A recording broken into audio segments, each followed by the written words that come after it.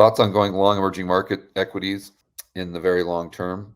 Well, I think you've got to compartmentalize which markets you're talking about.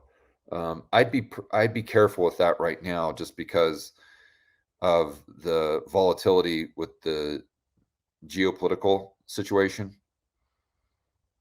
And in times of stress, people are going to gravitate toward treasuries, the dollar, and maybe even the US stock market.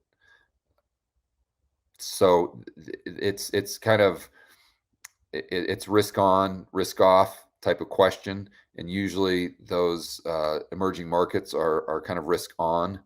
So I would kind of wait on that unless they're getting like super cheap, and then you might be able to use that as an opportunity to get a really good deal.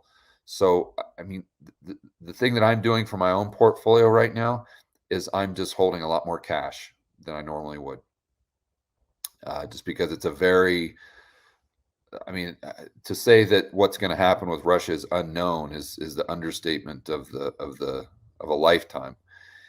And there's some heavy duty risks. You know, we're not dealing with Iraq here. You're dealing with a country that has 6,000 nuclear weapons. You're also dealing, most people don't know this, but you're also dealing with a country that, from a nuclear standpoint, is far superior to the United States.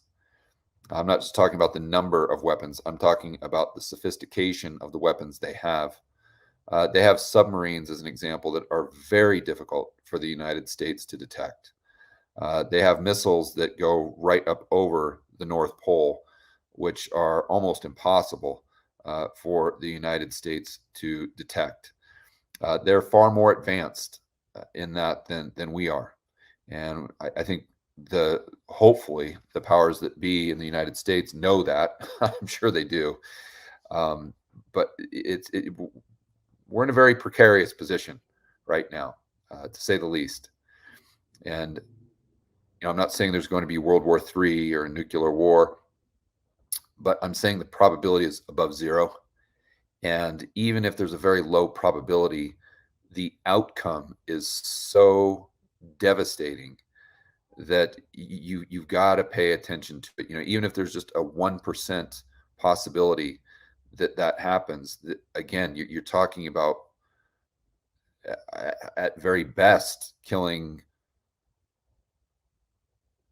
hundreds of millions of people,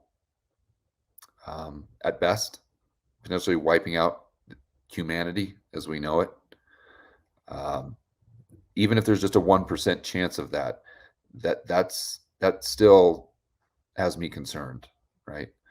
So again, I don't want to go down that path. I'm sure we'll get some questions about that tonight. I'm happy to share more of my thoughts on it and the research that I've been doing over the last week or 2 weeks, really.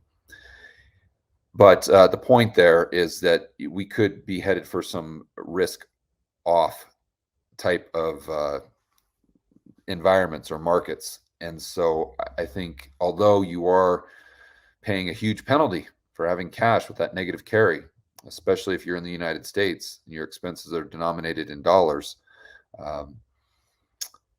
I think it's worth it right now just to have the optionality and the liquidity. Not saying that I'm 100% in cash or anything like that. I'm just saying that I've got more cash than I usually do.